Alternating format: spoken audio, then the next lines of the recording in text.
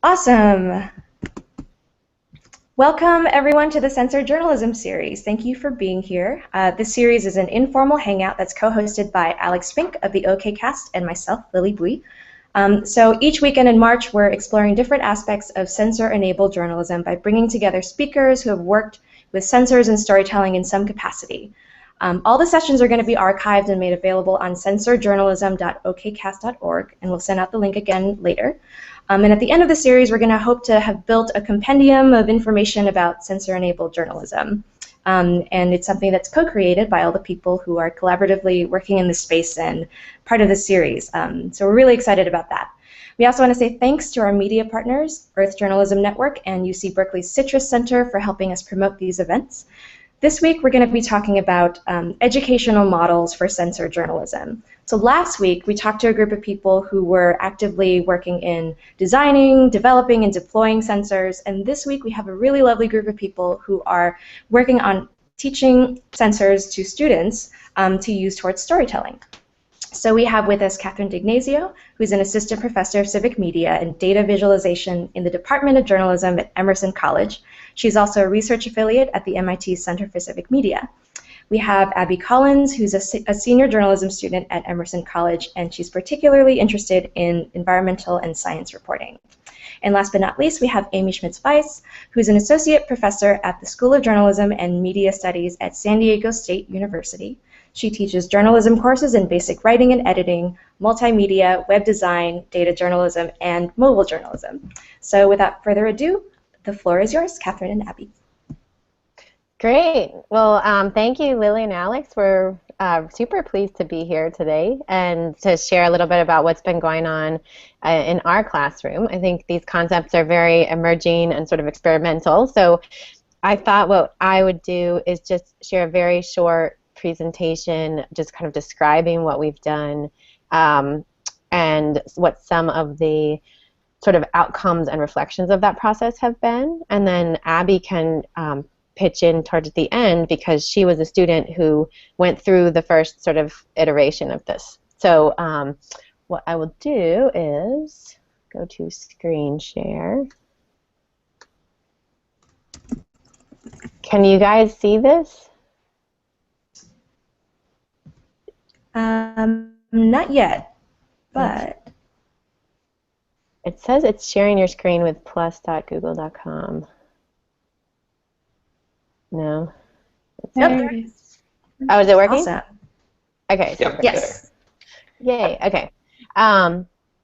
So for us, the context in which we're teaching this is slightly different than Amy's context, though I'm super interested to hear about that because that's a longer format context. So the way that I'm doing it right now is I teach every semester I teach an undergrad course in data visualization, or really it's data journalism, where I'm introducing students to the basic concepts behind gathering data, cleaning data,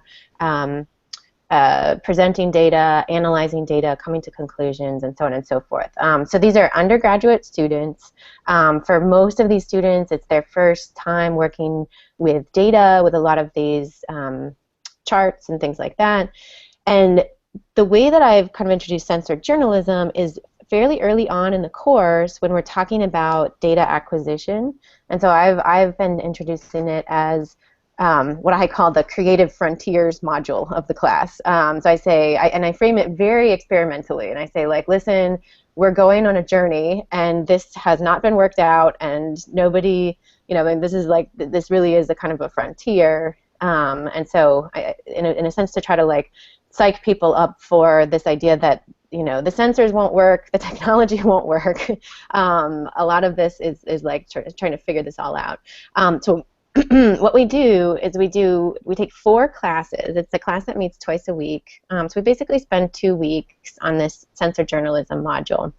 And what I've realized is really important, which we did the first time around and then did I think in a better way the second time around, is that it's been really essential for us to have partners. And so the partners for these modules have been Public Lab, the public laboratory, which is a networked global citizen science community who we actually use their open source sensors that Don Blair has been developing around water measurement and water conductivity. And then for this most recent iteration this spring, we partnered with the Mystic River Watershed Association, which is a local community advocacy group here in Boston, which monitors the Mystic River, which is a very it's a very polluted river. It got a D from the EPA, and those have been really essential for bringing in the expertise that, like, I personally don't necessarily have. Like, I am not a hardware designer. I can follow instructions and build things, and I'm also not a water scientist, and so it's been really crucial to bring in that kind of expertise and also that kind of sense of experimentation that Public Lab brings in, and so. I'm just gonna real quick. We can't see your screen right now. Could you try toggling again? I'm not. Oh, there it is. It's like it's on and off, and I'm not sure why that's happening. Oh, here. Maybe I'll keep it out of presentation mode. Maybe that'll help. Maybe, yeah. Sorry. That's okay. So that was the slide I showed previously. Yeah. Okay, that's much better. Actually, Don just joined us. I'm gonna quickly introduce him. Oh, great. I'll leave him out, and then we can go back into your presentation. So. Great. Everyone, this is Don. He's a fellow at Public Lab who's been focusing on developing community-based open source approaches to water monitoring. He's also a research affiliate at the Center for Civic Media at MIT. He studies and promotes social structures that better support and democratize the practice of scientific research. And he's been working with Catherine to develop an educational model around sensor-based journalism. So that's that. Catherine, back to you. Great. So, Don, I was just talking about Public Lab as the partner on this whole experimental endeavor here. So, cool. Very good. Great. So, just quickly, I was just going to run through what we did in what we've done basically for the past 2 semesters in the class. So, like I said, it's 4 classes, and so we spend the first class setting up some context for what we're doing, and so typically what that means is having guest speakers come in and talk about a little bit about the various things that we're learning about. So Lily came in both semesters and gave us kind of the overview landscape and the general idea of censored journalism, as well as a lot of prior case studies and her take on what the field is looking like right now. And this past time in the spring that we ran it, we also had Patrick Heron from the Mystic River Watershed Association who gave us a really lovely presentation specifically on the Mystic River and the kinds of water monitoring challenges that they face and the whole kind of social and historical background of the Mystic River, which is kind of like the Charles River's sort of working class counterpart here. And so that was really helpful for framing our thinking around a specific site that is local and hearing about this existing water quality monitoring of network of volunteers that he already oversees and manages and things like that. So that's the first class. Then we do a class where we build the Coquille water conductivity sensor, which Don can talk more about, but is basically a very simple circuit built on a breadboard. The students go through and follow kind of wiki tutorial on the Public Lab webpage. And the way that the Coquille works, well, Don, do you want to explain it? Why don't you just give us a quick... Oh, sure. Yep. So it's a device that you can build with parts available at your local electronics store that allows you to sense the level of conductivity of a solution. And conductivity is one of these very common water quality parameters where people are trying to figure out how much stuff is dissolved in the water. It doesn't tell you specifically what's in there, but it gives you an indication that there may be a lot of things dissolved in there, and it can be very useful when you're trying to assess various contaminants in a broader water ecosystem. So it's very simple. It's probably $15 in parts. You can construct it on a breadboard, and the way that we're looking at the signal levels, you can take those signals and bring them into a computer and analyze them and get actual numbers. or you can connect a speaker to it and you can hear the relative changes in conductivity, and that has been the focus of the class at Emerson.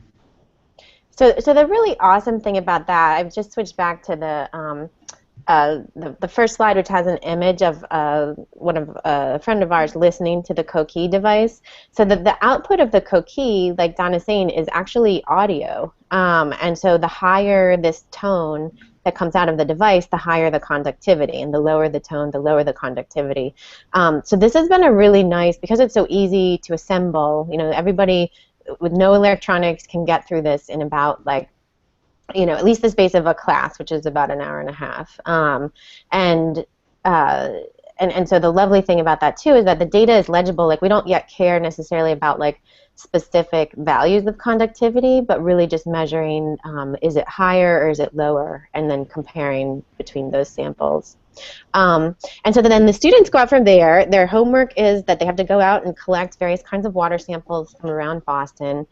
And so in the third class, they bring those water samples back, and we spend that class using the cookies that they built to test the water samples, compare them, start thinking about what kind of hypotheses they might have. So if a student collected a water sample from near where there was some I don't know, diesel, oil, or something like that, and that tests higher for some conductivity. This is the kind of thing we start talking about and thinking together about why might be the reason for this to have higher conductivity or to have lower conductivity. And then during that class, we also work on taking photos and videos of our work and uploading those to a shared map, where we're trying to sort of map out the conductivity of various aspects of water around the greater Boston area.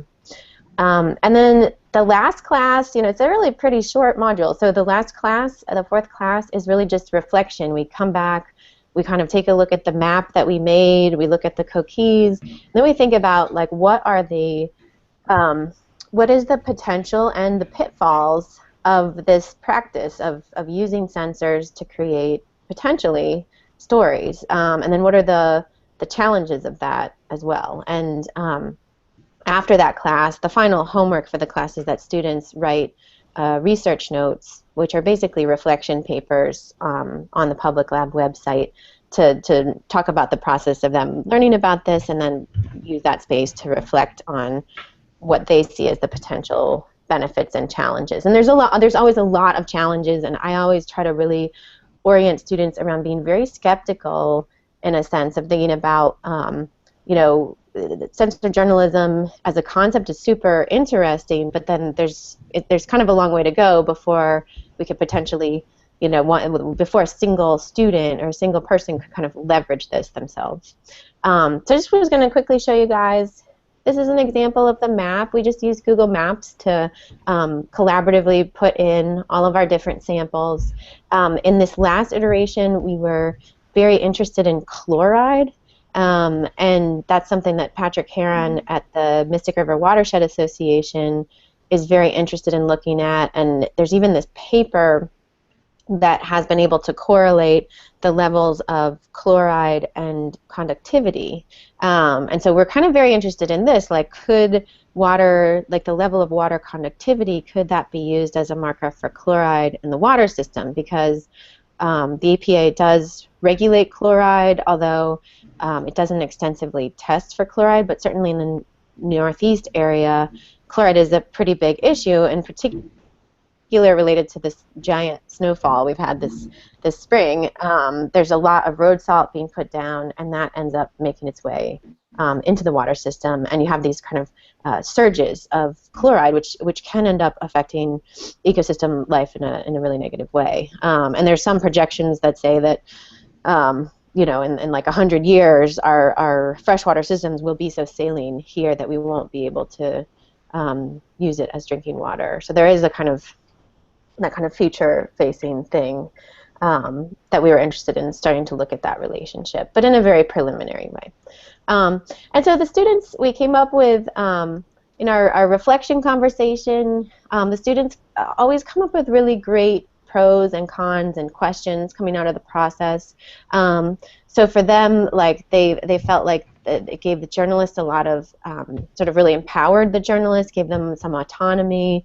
You can collect your own data. This idea of collecting your own data was somewhat novel for them, but they saw it as part of being a watchdog, and that kind of same journalistic role that was similar to what they've, kind of how they identify as being journalists, and change their idea of what journalism is potentially. But then there's also lots of cons. So they felt like they themselves were very limited by the technology and by their own lack of knowledge, say, about environmental science and water science in the space. They also expressed a lot of concerns about, not wanting to publish data if they don't themselves have like a kind of faith in that data, because they felt like there's high stakes for getting things wrong. And then there's potentially high costs for doing censored journalism, depending on how you're doing it. Their news organization might not see the relevance or value of investing in it. The lack of manpower. A lot of these are kind of iterations on that same thing of sort of resources and expertise. How do you verify that data? I thought that was a really interesting question. And then there's these questions of differing speed, which those are questions in data journalism as well. But like, how do you turn stuff around on a fast deadline if you are involved in, if you want to go out and sample the whole city of Boston in terms of conductivity or something like that. And let's see, yeah. So and then some of their really great questions in the end were things like, who's making the policy around this? So what does the policy landscape look like? Are there going to be kind of bars for what kind of data? What kind of accuracy levels of data people will accept? When will an average journalist be considered credible with censored journalism tools? Like, could we really take one of these off-the-shelf kind of cookies or one of these kind of ad hoc DIY projects, and could we make that a credible thing? Is it ethical for the journalists to collect their own data? What else are the possibilities beyond environmental monitoring? These questions of who is the ombudsman, who's kind of like independently verifying that this works? And again, this question of high consequences. So those are some of our outputs. And then the students also write these really great reflection papers. If anyone's interested in digging in, those slides were kind of a summary of a lot of their concerns, but these are all publicly available online on publiclab.org. They have these very long and thoughtful reflections. And actually, this is maybe where I'd like to ask Abby. Abby, maybe you want to jump in and talk a little bit about your reflection paper and the experience of going through this somewhat short, Sure. but very experimental module. Sure. So I was in Catherine's class last semester, so I think we were even more of the guinea pigs for this than her class now. Sorry. But it was very exciting for us, who, as a senior, I've done 3.5 years now of journalism school, and we've learned how to report and to write and to make audio packages, but this was a whole new way of getting information for that. So it's very exciting for us to work with Don and Public Lab to explore censored journalism, and we did that, and our censors actually worked, which was very exciting for us. And yeah, it was great. And we were able to test the conductivity of water from all around Boston that we had collected. But I think that's where kind of the important part came for us, because it was very exciting for us to hear, the different frequencies that the co-key sensor was creating. And to us, that seemed like, well, we have a story here. We know what water is more conductive and what is not. But that's where we learned, that there's a lot more that needs to be done there, because some of it was salt water versus fresh water, or things like that don't necessarily equate dirtier water. And so this kind of gave us a jumping off point to then say, what more do we need to do here to explore what we can do with censored journalism, and where we kind of need to pull back and be reserved before just getting too excited about our limited results. But it was a great kind of experience for us, and a good exposure to the possibilities of censored journalism, but also the setbacks, and where we still have so much to learn, what we can do with it. As Catherine was mentioning, that it was really just an experiment here, and there's still so many experiments happening with censored journalism. There's been, many successful projects with it, but there's so much we have yet to learn. And I think that was kind of the big takeaway for us as students, that it's definitely worth exploring, and we need to invest the time in this in order to create this new and innovative way of doing journalism. Thanks, and thanks, Abby, so much. And maybe I'll just share some of my questions also coming out of this process. I mean, I have a lot of the same questions that the student have, but one of the things that seems really important for this to work well, which I'm really interested to talk about, is this question of external partnerships. So, like, what is the right model for doing these external partnerships for censored journalism in the classroom? So this idea of, like, how does the classroom model this idea of expertise sharing and collaboration? Because there's so many different skill sets that one might need. How do you draw on a kind of whole community or specific collaborators in order to do that? And that, too, I guess there would be questions around resources and funding as well. And then the other question is around this idea that censored data really might not have a story. So, like, often, and this is kind of data in general as well, but, like, there might not be news per se that comes out of environmental monitoring, and in a sense, like, you prefer when there is not news. If your expectation is that something is relatively healthy and normal, there's nothing to potentially really report on. So it's this question of, like, when does censored data become a story, which I think speaks to these different incentives of say, journalists versus research scientists or community advocacy groups in terms of what they want to have happen from that censored data. So that's, Don, I don't know if you want to say anything else, too, about your involvement and Public Lab's involvement as well. No, this was all amazing, and the reflections that were just stated, I mean, they seem spot on here to me. I think one thing that's occurred to me, because my background's in physics, so when I'm coming into this, often I'm thinking, if the goal is to make a measurement where we believe the results of the measurement, then, boy, there's a lot of work to be done. But that's, I guess, not always the goal. I think another, so I haven't really formulated my thoughts on this, but it seems that when we talk about censored journalism, we have different types of censors that we're talking about. I think Lily has been very eloquent about this, and different types of data that we expect from these censors. If it is a photograph of a place and we want to know whether something was there or not, then that photograph, just in itself, we don't need much expertise to assess whether people were in the photo or not, and that kind of censored journalism can be very effective without any auxiliary information.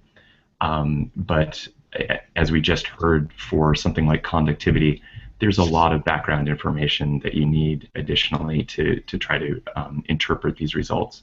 And I guess that does seem to be the big challenge here. But yeah, no, it's been a really exciting set of experiments in Catherine's classroom, and the challenges that we just laid out. Those are the ones that it seems like we should be thinking about. I'd like to hear what other people think about those issues. Awesome. Thank you so much, Catherine, Don, and Abby. I'm going to open up the floor to Amy to talk about her work first, and then we have a lot of questions for you guys, I'm sure for Amy as well. So I'm going to open up the floor to Amy, let her talk about her work, and then we'll go into the discussion. Perfect. Well, thank you so much, Lily, for hosting this today. I think it's great for us to have an opportunity to all get together, and it's really a pleasure to be with all of you as well and learn about all the things that you are doing too and experimenting with as well. So I'm going to go ahead and do a screen share here of my presentation.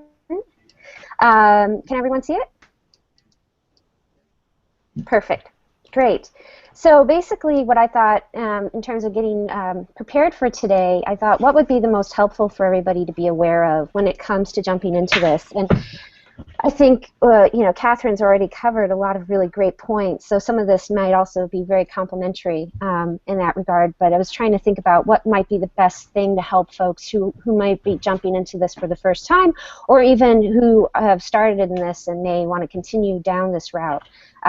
So I've got 5 things to know when teaching sensor journalism. So first of all, just to give you some background information, this is a project called What's in the Air. It was funded from the ONA Hack the Curriculum grant that we received last year. So it's been a year-long grant that we've had, and it ends in May. So we're hoping to get additional funding to keep going. But basically, we're doing air quality here in San Diego, and it's a collaboration that's between a nonprofit news organization here in San Diego called iNewsSource, and then our journalism and geology department at our university. The class is being co-taught by myself and a geology lecturer, Kevin Robinson.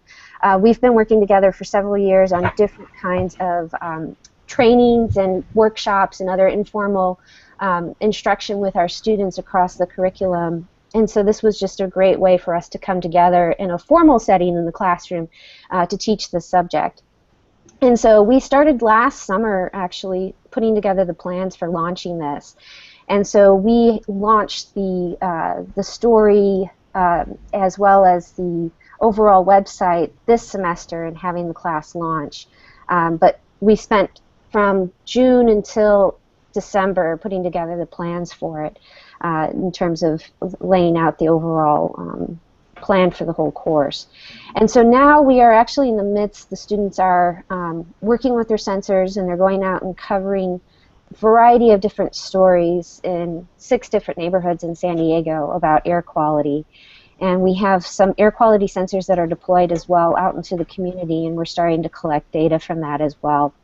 And our section just launched last week on iNewsSource website, as you can see here. And I've got some of the links at the end of the presentation that you can take a look at for more information.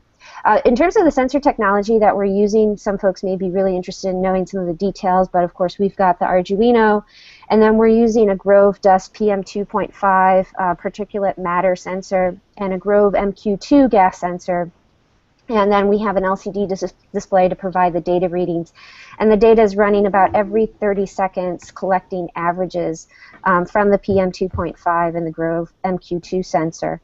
And we've offered up an opportunity for folks to have the data downloaded into a mini SD card that gets uploaded to the web or through a direct Ethernet connection, depending on what they prefer to do.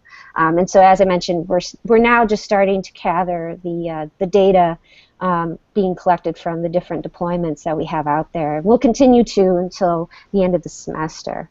So that's just kind of some background information for folks to know about the project.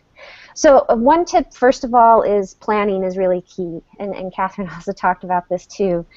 It's really important when looking at these kinds of experiments that you don't let the technology lead.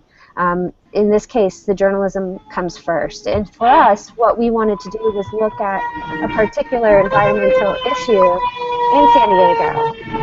And we identified that there were discrepancies we had come across in different data sets about air quality in different neighborhoods in San Diego. And so through using those existing data sets, it allowed for us to start asking those questions last summer and looking deeper into this aspect about why would the data look so different from one area to the next. And so if somebody else is jumping into this, it would be really helpful to jump in and start having a question or an issue to ask or to investigate or explore first versus just creating sensors to create sensors in the journalistic context. Also, collaborating with news partners can be very helpful as well. We've started working with iNewsSource for several years now at my university in different contexts, but with this project in particular, they've come in to provide their expertise as well as their time and their space on their website too to host the students' work. And in the result of our collaboration with them, they've already started helping us to think about different questions than we would have otherwise, and they're helping us to explore different kinds of stories with the students.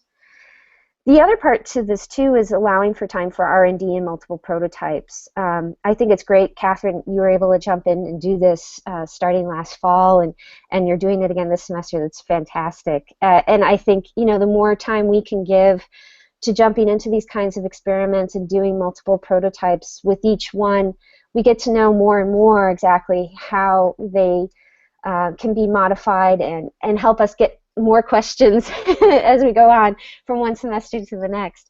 For ours, we actually went through multiple prototypes before we came to the one that we have now. We spent last summer and last fall trying to figure out which sensor components we wanted to use, which ones were going to work, which ones weren't. And so we spent a lot of time just trying to get that down and figured out before bringing the sensor equipment into the classroom so that the students could easily go in, plug and play, and start doing some informal observations with the sensors. So planning is really key.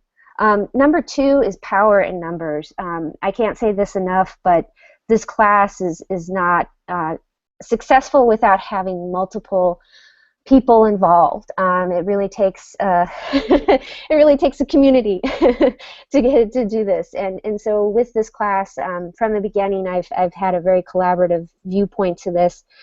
Aside from our collaboration with the news organization iNewsSource, we've also been working with other departments on campus. We've been bringing in professor from public health, Dr. Quintana, of course my colleague Kevin Robinson from geology, who's been bringing in his expertise. We're going to be bringing in some folks in the next few weeks from the geography department. We've also had multiple guest speakers in our class, virtually as well as in person, come and talk to the students and give different perspectives on specific subjects. And so we had John Keefe a few weeks ago, talk about his cicada tracker and all the stuff that he's doing. We've had also Sean Bonner, who was just here in San Diego last week to talk about his work with Safecast. And then we've also worked with getting the community involved in this effort too. We wanted them to be a part of this and not that it's just a school project, because the community can help inform us as well as to what they feel they think about air quality and how they view the sensors that we're creating. And so we've got a bunch of folks that are our sensor beta testers out in the community right now that can also help us in terms of providing us feedback in the weeks ahead. And for anyone who's jumping into this, I can't say it enough, but bringing in these multiple perspectives can be very helpful for the students in terms of understanding the subject in a different way, but also providing them with the different perspectives on how sensors can be used in different contexts is really important. Third is being agile and flexible. With this kind of class, starting from the beginning of the semester, I knew that things were going to be different from week to week and that we were going to have to change things out, you know, as things come up. You just have to be able to adapt and pivot quickly. You know, sometimes we get so set with a specific syllabus and structure that we said, no, we're going to do this and this and this and that and not deviate. But really with this kind of class and jumping into doing sensor journalism as an experiment, it's important to have a general organization and clear learning outcomes. That's very important. But the other part to this is really thinking about having the flexibility to the journey of how they learn those learning outcomes, I think is important. Throughout the semester, from week to week, the students are posting onto their individual blogs their experiences of what they're going through. And that's been very helpful for me to be able to understand exactly what we need to change up from one week to the next. Getting their input and feedback is really important. And I've made several different changes. In some cases, you know, the night before, just realizing, you know what, I need to move into this direction, or I need to cover this more because we didn't cover it as well the previous week, or we need to address this new subject, or however it might be. So being agile and flexible is really key in these moments too. Next one is troubleshooting and tech support. I'd be really interested to hear from the others too, their thoughts on this as well. Whether you're using a third-party sensor tool or building your own, it is inevitable that you will play in some kind of role as tech support. And you really have to think through some of these questions if you're going to jump into this, is how will you help your students in the community troubleshoot issues with the sensor? And what is your short and long-term strategy for tech support during the class as well as when the class ends?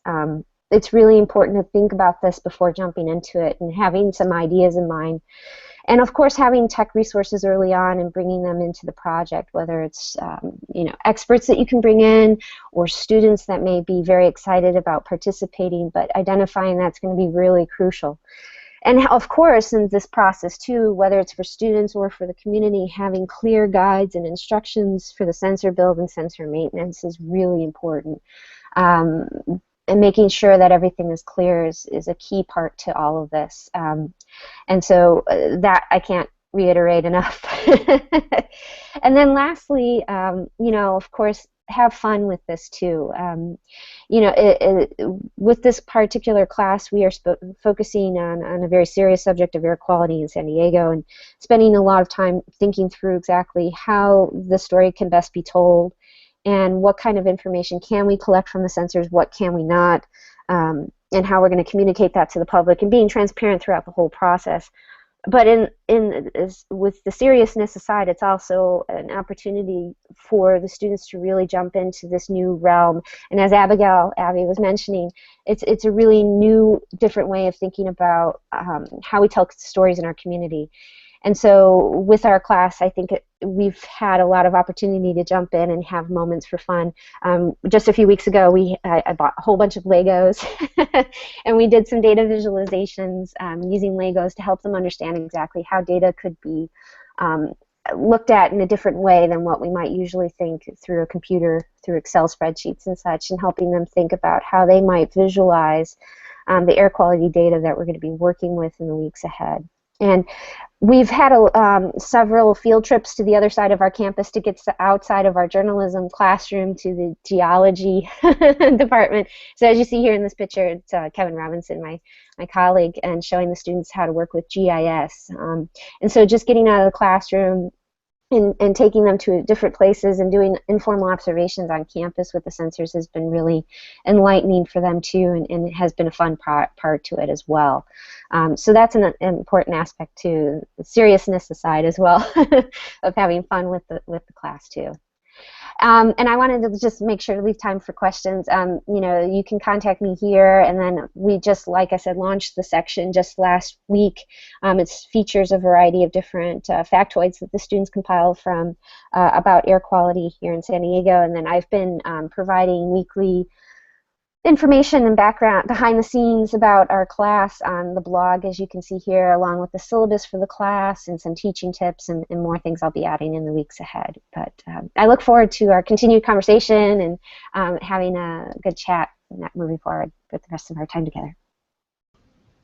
Awesome. Thank you so much, Amy. I'm so excited to have the group that we do with us. So right now we're going to move on to the Q&A and discussion section of this session. And Alex is going to kick us off, but we have a handful of other people watching.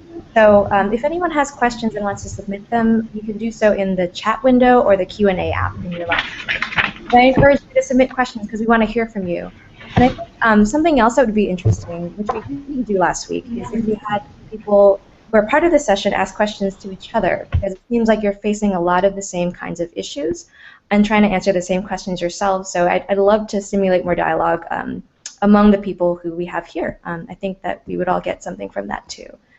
So, Alex, the floor is yours.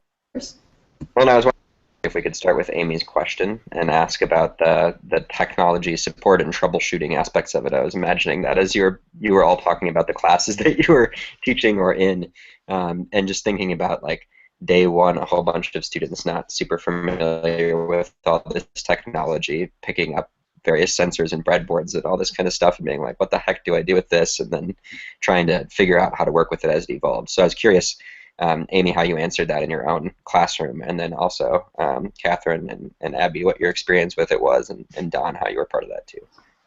Sure. Great question. So with our particular project, it's been great. We have an expert with us as well on the project, Steve Birch, and he's been our sensor guru with us on this project as well. And so he's been really helpful in providing us with the opportunity to think about, well, you know, if we're going to be creating these sensors, how are we going to go about deploying them out to the community, helping them to understand exactly how to put them together? And so what we decided before the class even launched is putting together a website of instructions that was basically picture by picture. This is what you put together, but also labeling each item in the actual picture to say, okay, this is your MQ2 sensor, this is the Arduino, these are how they come together, and moving forward in that process so that they could exactly see how they would put it together. And then also on top of that, how they would actually connect it up to be able to upload the data. And so we've created 3 different web modules that take people through it, that has helped our students in terms of the build when we did it in the first couple weeks of the class, and then with the community members that are now joining on, we've been giving them those instructions as well. But aside from that, there's also been additional conversations and emails I've gone through with helping folks in the community as well as with our students troubleshooting issues. In some cases, some of our sensors haven't been playing as nicely as we would like them to, and so we've had to reprogram the Arduinos, we've had to take out some sensor components, we've had to make some changes to some of the things. We've had to go back and look at the code, add some more libraries. So some of that's just come up in the process of realizing some of the equipment is not in some cases as reliable as you'd like with having some of those issues. So we've just kind of tried to document it as we've gone along throughout the process, and that's been important. Yeah, and so for our part, I mean, it's a much shorter mod. We can avoid a lot of these questions of like what happens when it goes out into the public space, because it never goes out there. So, but at the same time, yeah, I think there is this huge issue of tech support. And we have been iterating each time on our materials, like Amy's saying. And one of our goals, we got a little bit of money from Emerson, and one of our goals for the next iteration is to really make a very nice, step-by-step kind of like activity curriculum guide that includes all the stuff with the sensor. So Don can speak to this too, but like I think the first time when Abbey was in the class, we started by like showing people a circuit diagram, which I do not think was helpful. And so again, it's these questions of like, what is the easiest way to get people up and running quickly, and how much information do they need, and then what kind of information is sort of extraneous / you don't really have time to get into it. Like we don't have time to get into how to read a circuit diagram, and we're just starting to like explain the really basics of electricity in a 4-class module. So I think for us it's been this back and forth, but then I should say too, like Don was present in all of the classes where we were building the Coqui sensor and interpreting the data. So he was our sensor guru in this case, and he is also the main guy who's like making the kind of lead developer on the Coqui. And then we also had a Emerson student named Yu Chen who's really adept. He's actually a marketing graduate student who's very adept with Arduino and open source software and hardware. And so he was actually on hand both semesters as well.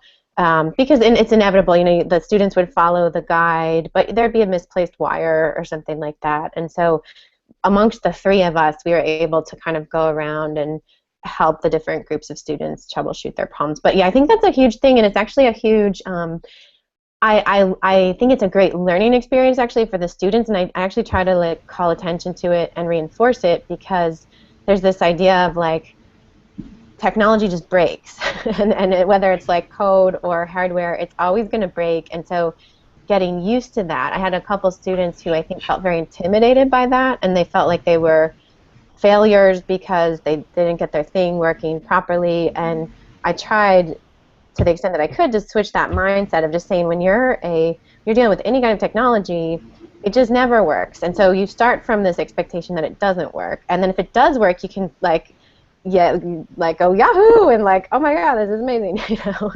And so to not take it in a sense personally when the thing is broken. So.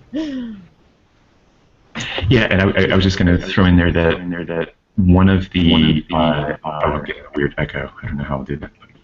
I'll just start speaking, and if anybody wants to interrupt me, then wave their hands. I'll take my earphones out, my headphones out. One of the metaphors that came up in the context of the water monitoring project around conductivity was that it's sort of akin to measuring someone's temperature to see if they have a fever when they're sick. It tells you that something is maybe wrong, but it doesn't tell you exactly what kind of disease they have. I don't know if maybe Catherine had already mentioned that. And so I was just thinking about that in this context, that there are the technical issues and technical support, like is your instrument working? Is the sensor working? Is it broken or not? But even if you have the perfect instrument, even if, and I was just imagining actual temperature, if we're trying to assess, say, global warming, and you all had a bunch of perfectly working thermometers, there is this additional set of questions that I would sort of throw into technical support, because it can get technical, around are you measuring what you think you're measuring? Are you getting the kind of information that you need to draw the conclusions that you want to draw? And that's something that you need to know, maybe something about error analysis, a little bit about statistics. You need to know about calibration and these other issues that go beyond the technical support for what, and so that's a really rich set of issues when it comes to education here, because we're talking about telling stories with data, but part of that, if you want to tell a true story about your data, then you're actually doing science there, and that's fine, and that's not something to be scared about. I mean, there are just very particular things that we need to consider. If we were putting thermometers out in rivers to try to figure out whether global warming is an issue, we'd quickly run into trouble around, what we could really conclude from that. So anyway, maybe that's a slightly adjacent topic, but that's something that's been very much on our minds when we've been thinking about what kind of technical support or science support people need when they're engaging with these issues. I'll just say here that I think our class was kind of a good representation of if you were to go out into the community and say, here's these sensors, let's build them, let's do something with them. Well, I don't want to speak for everyone, but most of us don't have any background in building sensors or any electrical background or anything like that. And so the troubleshooting part was really important for us because it was just like a blank slate. We were building these boards and we really didn't have any idea what it meant. We were wiring things but didn't know why. So for us, it was so important to have Don there, to have you, Chen, there, to have that support. And I think it was important, though, when things didn't work, because it helped us to better understand why we were wiring certain things and why we were making certain decisions. Instead of, if everything just went flawlessly, we would have had no idea how we made it work. But so yeah. I have a question for Amy, if that's okay. So Amy, I was wondering. Well, I mean, I have a lot of questions, but maybe the one that I'll start with is, what do you see, and what are you asking your students to produce from the semester-long project? Because I mean, and wrapped up in that is the question of like, I really thought it was interesting how much planning went into the course, and that does seem like a very necessary process, that like planning and partnerships. And then I was wondering, like, what do you see them? What do you think they're able to accomplish in the semester? And did you go in with this particular idea of like, oh, the students are all going to produce a particular story about particulate matter in the air, and it's going to be a feature story, and it's going to have this kind of particular form, or are you leaving it open-ended? Or I guess like what do you see as is there kind of a capstone to the course for each student? Or and do you feel constrained by the semester model?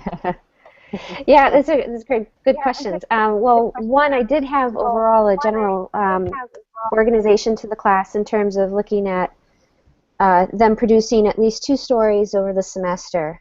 What those stories are and how they are put together and what they represent is flexible and open to them.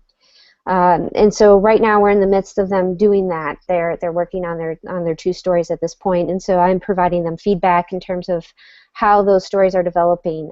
We also gave them 6 neighborhoods to focus on, so that allowed for them to have more of a narrow focus in terms of what to do and where to go, versus giving them all of San Diego, which is quite a large area to cover.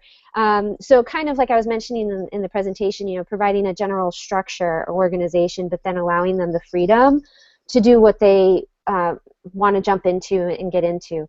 And so right now we've got the students in one of the different 6 neighborhoods, and they're basically have gone out and started doing their shoe leather reporting of looking at what's happening in that neighborhood, getting to know, you know, what is that neighborhood like, providing just the general background information on what is that neighborhood, and now starting to collect data and background about air quality in that neighborhood and what it's been like over the years, and starting to talk with people, residents in that area, local city council, and so forth, as well as EPA, local science community, about air quality in those different neighborhoods.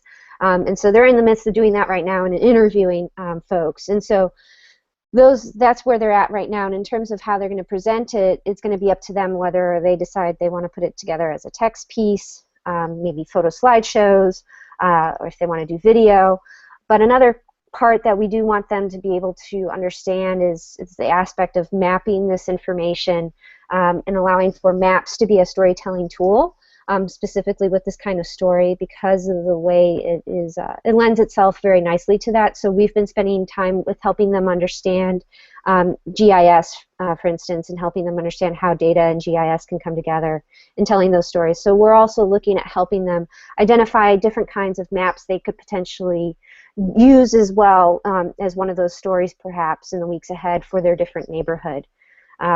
And aside from that, we're just doing little small pieces that are also going to be up on the website in the weeks ahead.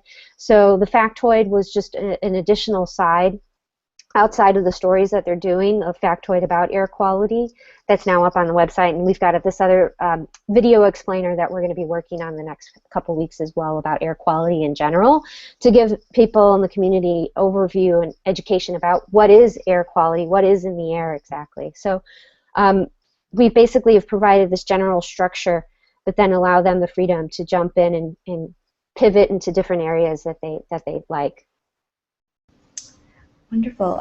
We have a question from the audience. Thanks, Matt, for submitting a question. I'm going to pull out different aspects of it because I think we might have already touched on one of your questions. So this is for the entire group. What has been the reaction of the journalism faculty to this appearing as a class? And what's the long-term on finding a space in the permanent curriculum for it? Or is there a space? Whoever wants to start first. I mean, I can start. I think mine is probably shorter. I'm not really sure what the reaction is. I haven't asked them. I'm totally new, and I started in the fall, and so I am in a journalism department that I would characterize as fairly traditional, and I think they probably think it's kind of weird, but Abbey might be able to tell me what she thinks, I think. I think, though, that they would be open to potentially running a class, like an entire class on censored journalism, and that's why I'm so curious about Amy's model as well, because I think, I just think we would have to engage in a lot more kind of planning and community partnership before we did a full-on class. But it would be a class and potentially an elective. But I think that I would get the support in the journalism department, even though there aren't a lot of people doing things that are oriented around technology in the department.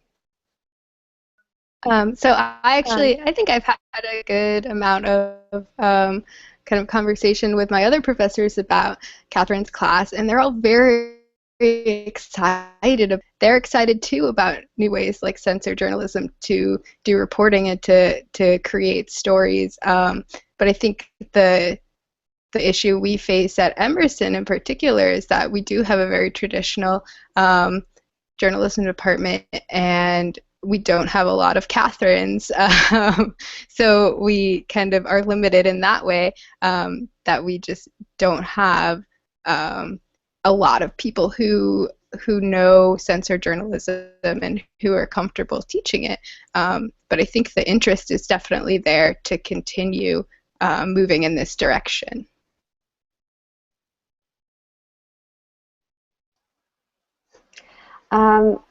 So on our side here at San Diego State, my director's been very supportive of us jumping into this. The class right now is actually an existing class that we have called Digital Journalism, and so basically I've been teaching that class for 7 years now. And so with this grant, I hacked my own class. I guess if you could say you could do that, because it's called Hack the Curriculum Grant, so I hacked my own class. But you know, in terms of trying to look at how we can make this a permanent part of the class, you know, of the curriculum, you know, I don't know if you know, if it is feasible in a lot of journalism programs now where there are specific skills and techniques and ACE, JMC accreditation guidelines that we all need to face in terms of making sure that our programs have the necessary skills and techniques for all the students and incorporating this. You know, in terms of it becoming a separate class, yeah, that would be fantastic if we can do it. But I'm also of the mindset that if you can try and hack your own class and do something like this, that can be worth it as well. And if you have support from your director, I think it makes it a lot easier. In my department, a lot of my colleagues are just like as Catherine was saying, not sure exactly what it is, but you know, are excited about it. And so I've had a lot of looks from folks on my campus, just what is this? But have been able to know that, you know, this is kind of the future of where things are going. So I think there's still a lot to be seen in terms of whether this becomes a full class in and of itself. But incorporating it into an existing class may be one start. And we have one more question from Jennifer, who's listening in. And she wants to know who would be willing to share the course design beyond this venue. I'm not sure if that's something that you'd be open to, but it seems like there's definitely interest in others trying to do this type of work in the classroom.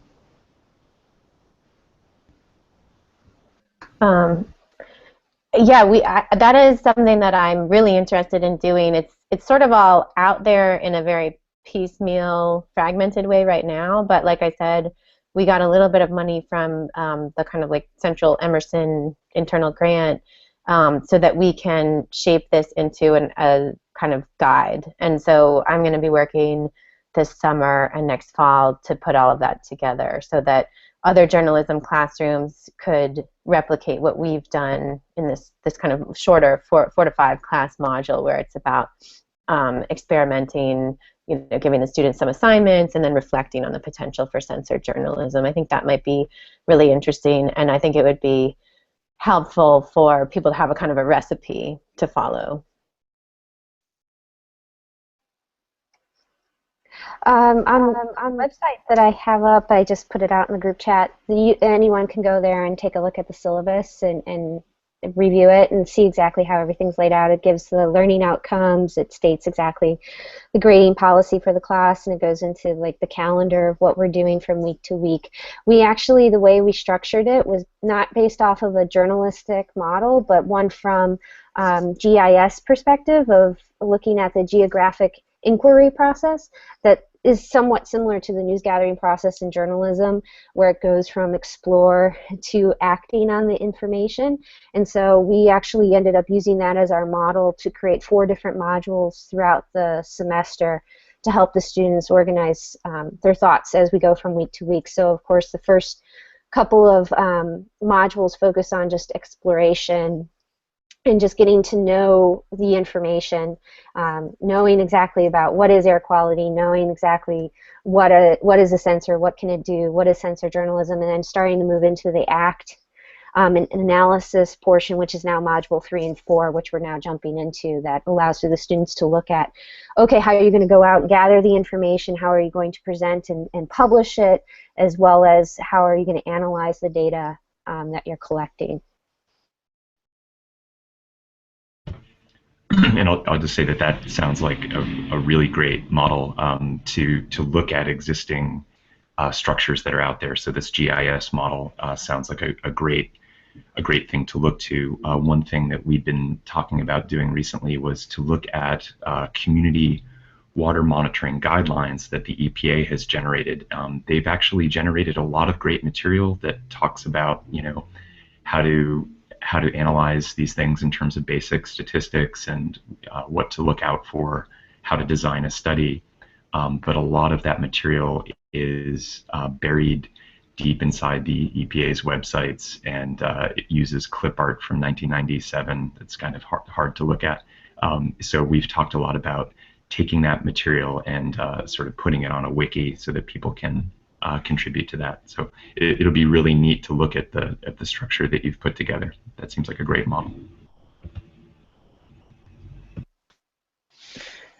So I'm wondering, as we're getting kind of close to the wrapping up in the hour here, whether each of you can talk a little bit about what you imagine the future of education in sensors and journalism looking like.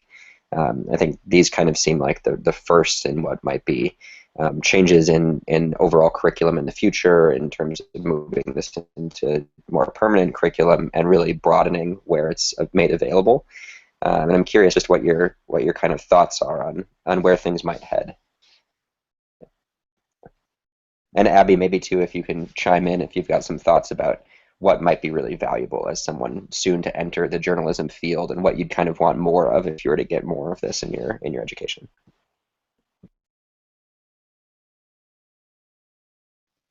All right, so I'll start there.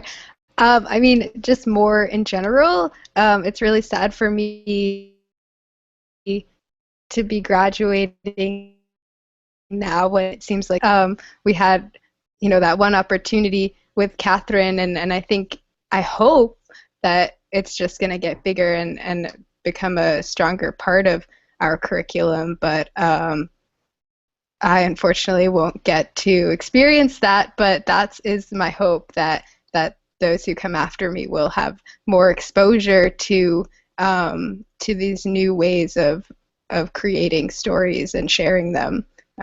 So that's my hope.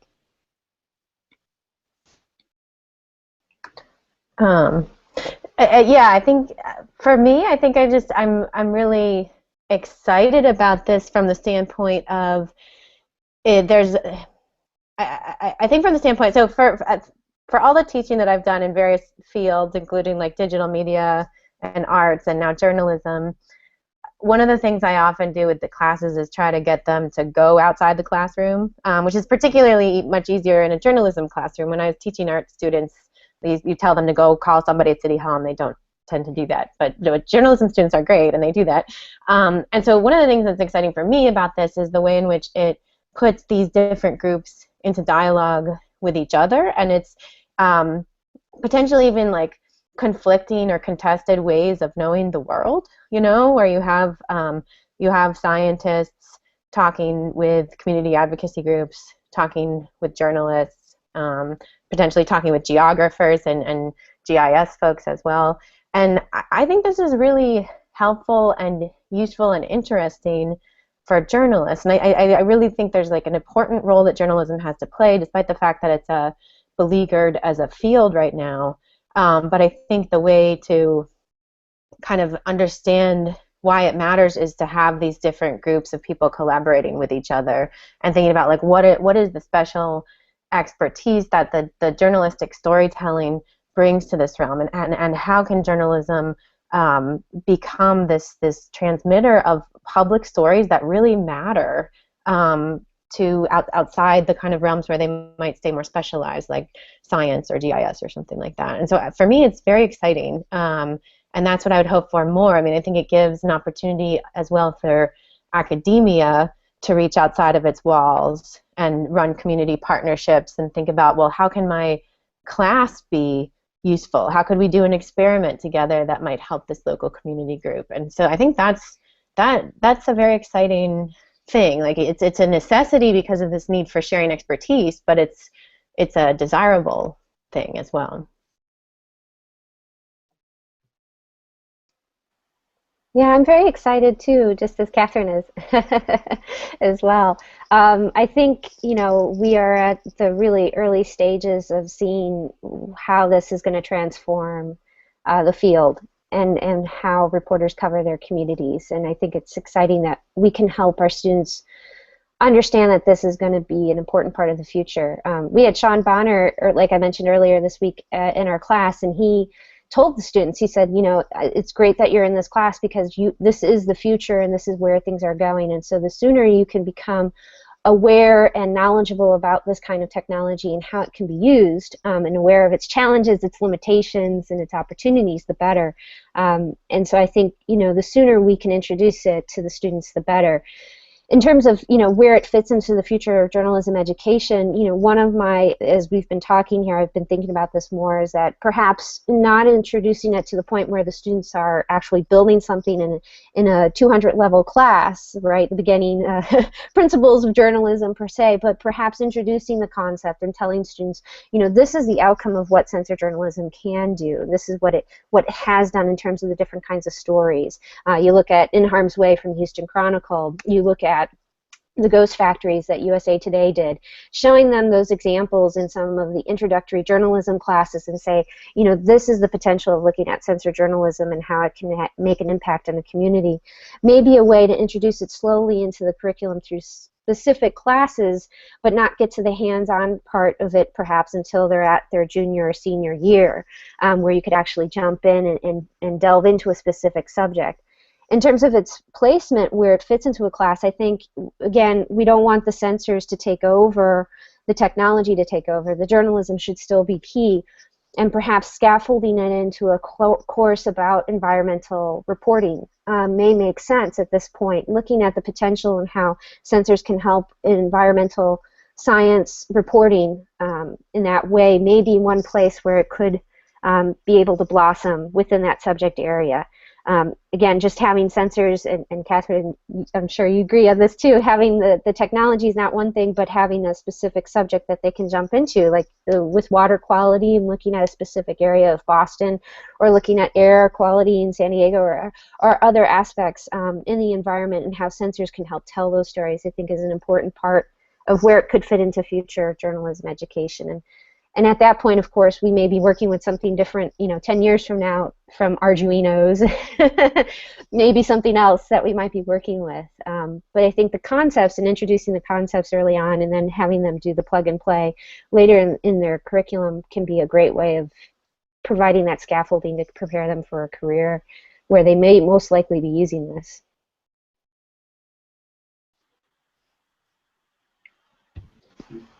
You were all amazing and incredibly articulate about this. There's nothing I could add to that. I was gonna say the same thing, Don, but you took the words. I am gonna call us to a close here, and I'm kind of disappointed to do it because I'd love to ask you all a million more questions. I think these two examples that are so rich, one that's a semester long and one that's a few modules packed into a course, provide kind of two inspiring examples of the different directions that bringing censors into journalism education could take. And I think you've done such a good job of explaining what they are and what the possibilities of it could be.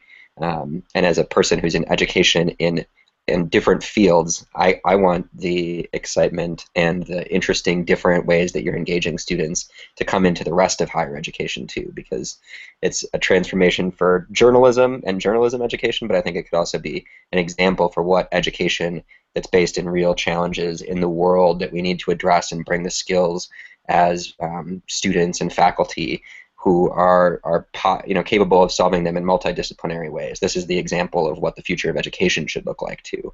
And as we debate higher education and where it should go, this is an example, and this is why MOOCs are great, and we can't just do it in MOOCs because we've got to do it in the classroom together too. So I think there's a lot that's here. It's so rich, and I really wish we could keep going in other ways. But thank you all so much for being here, and we really appreciate it, and we're looking forward to the ways that people use and watch this kind of stuff in the future. So folks can find us on the Sensor Journalism website, which is sensorjournalism.okcast.org, and see the rest of the series as well as the previous ones that have already happened. And I would love to thank our media partners, which is Citrus at the University of California, Berkeley, and the Earth Journalism Network, who have done a bunch of help and work with us to promote this event. So thank you, everybody, so much for being here, and I really look forward to interacting with you all in the future. Take care. Take care. Thank you so much. Thanks, Thank everyone. you. Thank you.